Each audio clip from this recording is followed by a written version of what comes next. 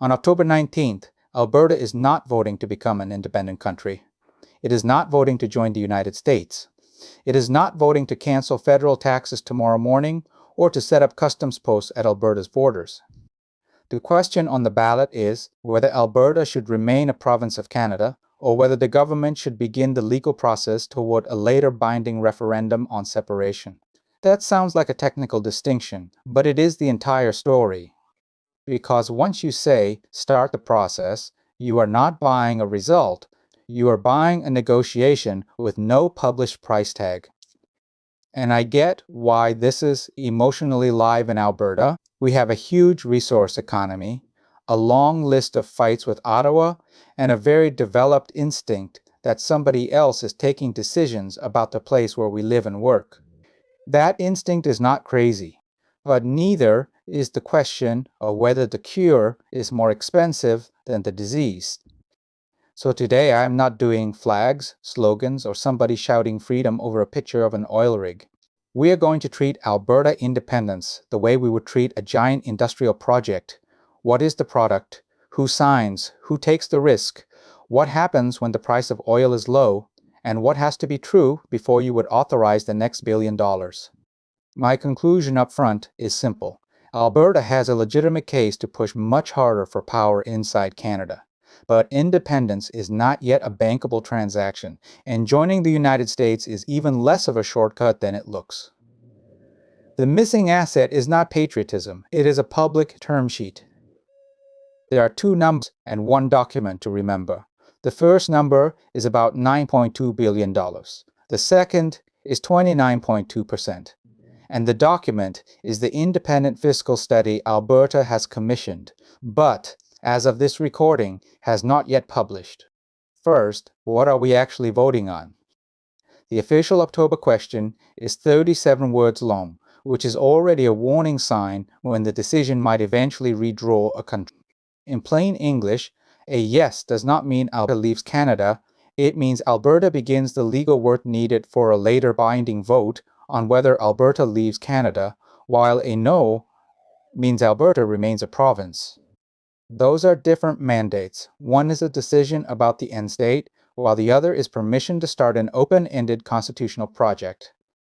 No, there is also a citizen initiative petition with a much more direct proposed question. That question asks whether Alberta should cease to be part of Canada and become an independent state. Elections. Alberta says the petition met the signature requirements that applied when it was filed. But the underlying approval to issue the petition was quashed on judicial review. That decision is under appeal, and further steps are on hold while the Court of Appeal gives direction.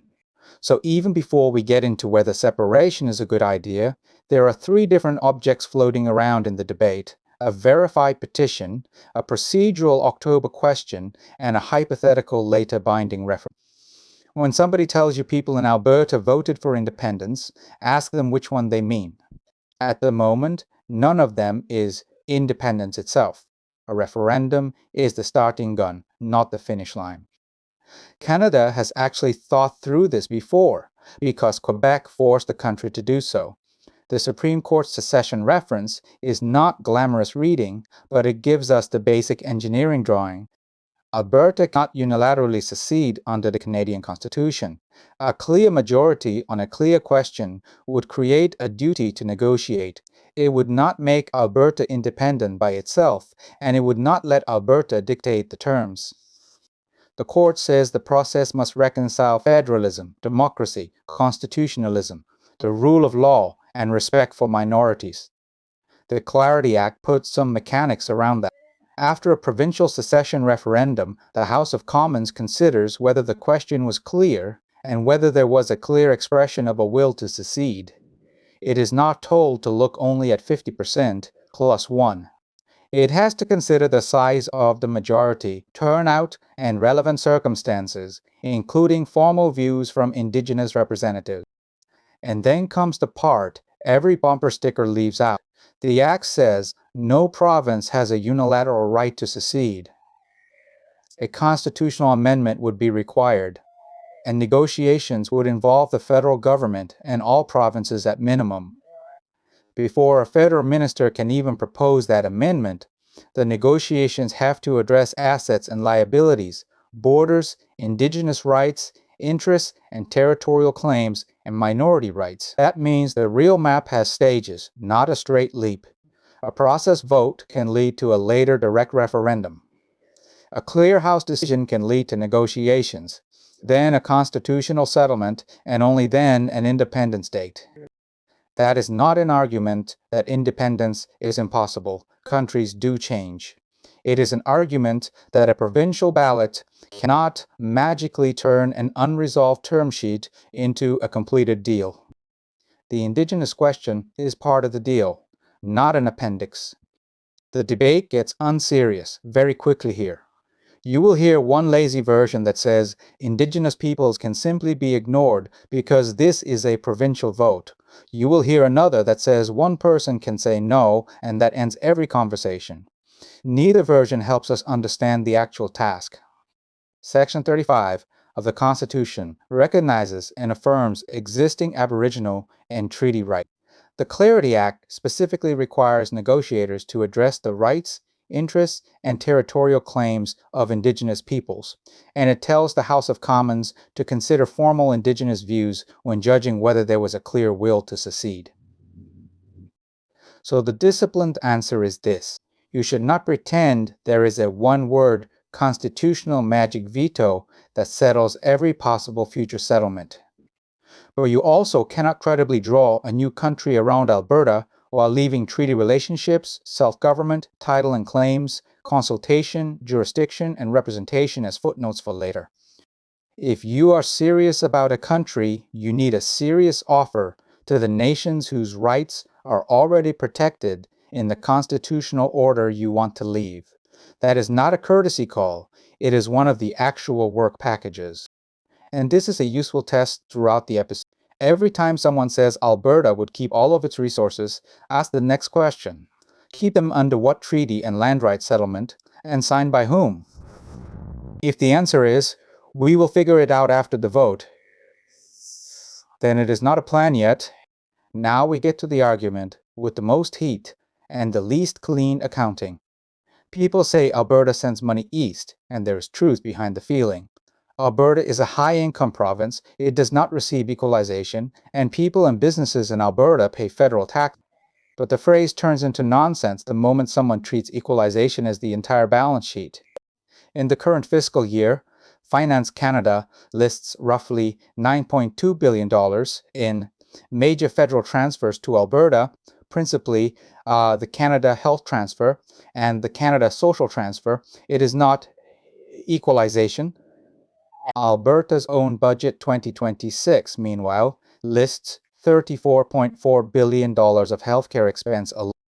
That does not prove an independent Alberta would be poorer.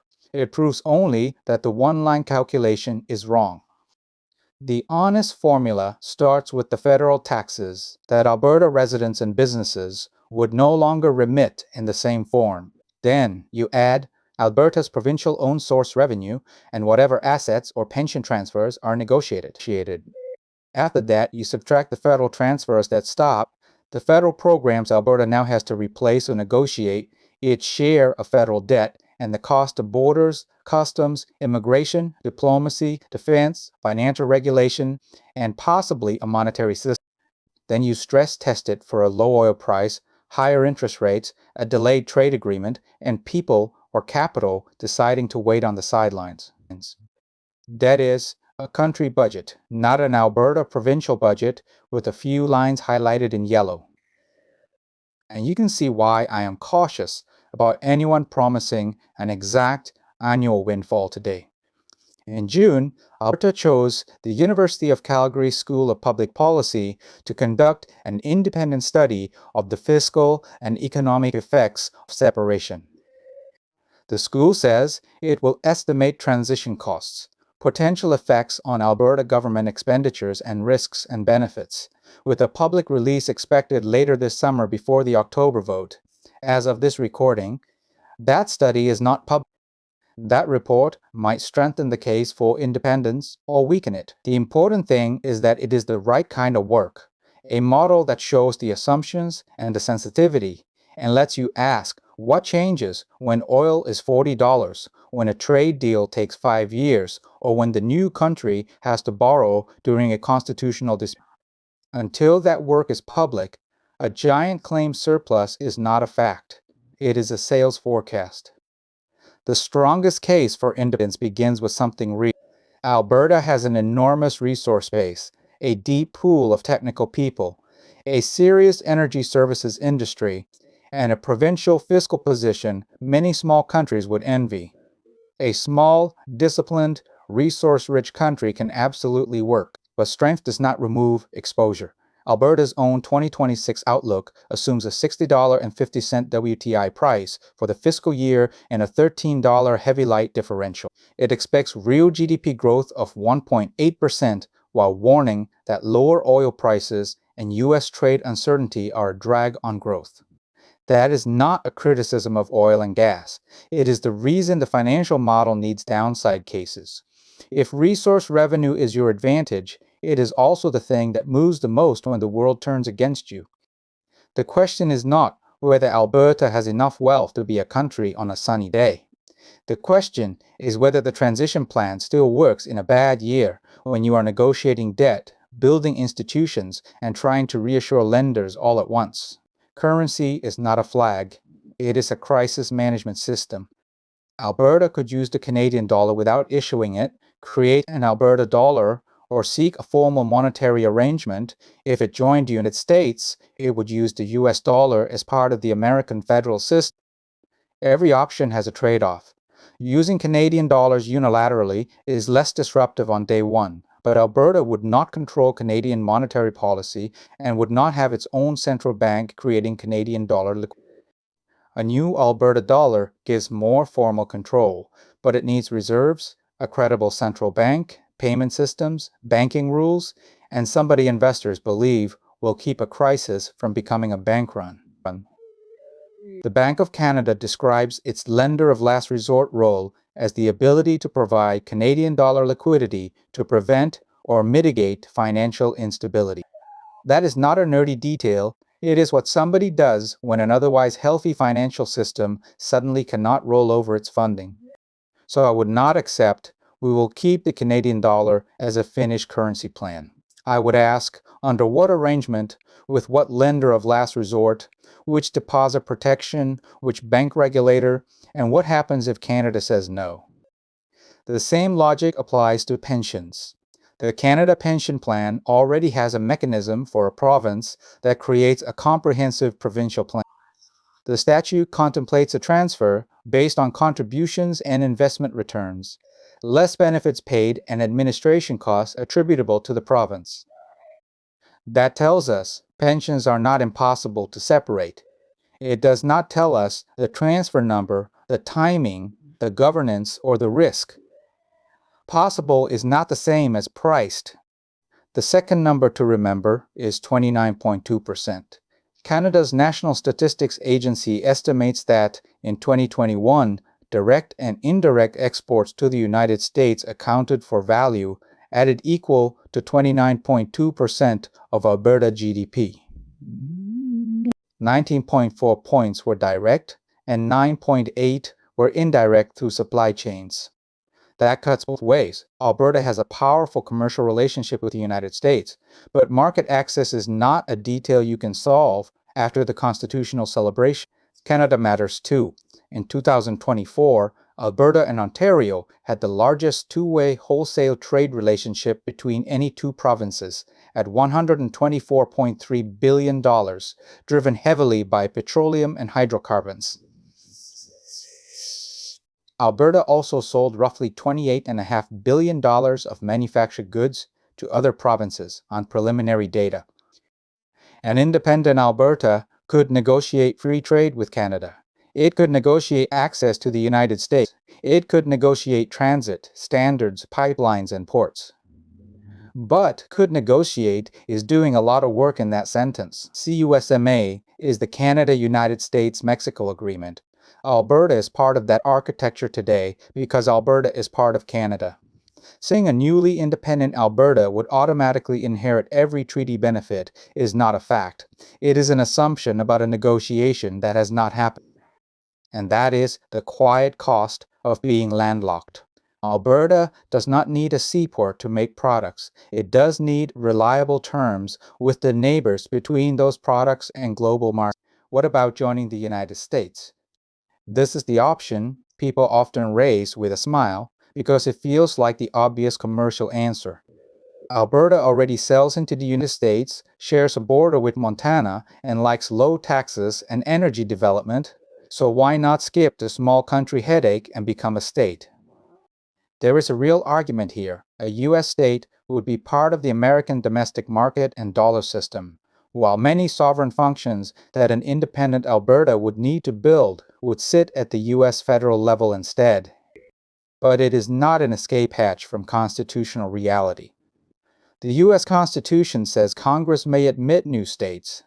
It does not say Congress must admit Alberta, and it certainly does not let a Canadian province bypass Canada's constitutional process. So statehood has two sovereign gates. First, Alberta must resolve its exit from Canada through the Canadian constitutional settlement we have just discussed. Then it needs a U.S. political agreement and an act of Congress admitting a new state. There is no public term sheet, no Canadian settlement, and no congressional commitment on offer today. And then there is the autonomy problem. If your core complaint is that distant federal authorities make decisions about your life, statehood does not make you independent. It swaps Ottawa for Washington. You gain representation in a far larger federation, while U.S. federal law governs things such as trade, immigration, currency, federal taxation, and courts. It also moves the border. Montana becomes internal, which is useful, but British Columbia, Saskatchewan, and the Northwest Territories become foreign neighbors, and goods headed to Canadian customers and Canadian ports cross a Canada-US boundary. Finally, do not confuse joining the U.S. with immunity from U.S. policy. Alberta's own current outlook cites broad U.S. tariffs and trade uncertainty as a headwind. The United States is a vital market. It is not a permanently predictable policy machine just because it buys your oil. So let us put the three routes on one board. Reform inside Canada is the least dramatic route, but it preserves the current currency, citizenship, federal programs, Canadian internal market, and treaty network, while Alberta fights for better terms. Its weakness is obvious too. It does not guarantee Alberta wins every fight over energy, climate, immigration, spending, or infrastructure. Staying only makes sense if it comes with a real agenda for getting a better deal. An independent Alberta offers the most formal control. You can write your own tax policy, immigration policy, commercial rules, and foreign policy. The price is that you have to negotiate the exit, build or contract for sovereign institutions, settle rights questions, and maintain market access during a period of heightened uncertainty. U.S. statehood gives up formal independence, but could deepen U.S. commercial integration. Its price is even more political distance from the choice itself. You need Canada to agree to an exit, the United States to agree to admit you, and people in Alberta to accept that their new federal capital is Washington. On the Bankable scorecard today, Reform Inside Canada scores 7.4 out of 10. Independent Alberta scores 3 out of 10, and U.S. statehood scores 2.4 out of 10. Reform ranks higher because it is legally executable now and keeps the most continuity for people and markets.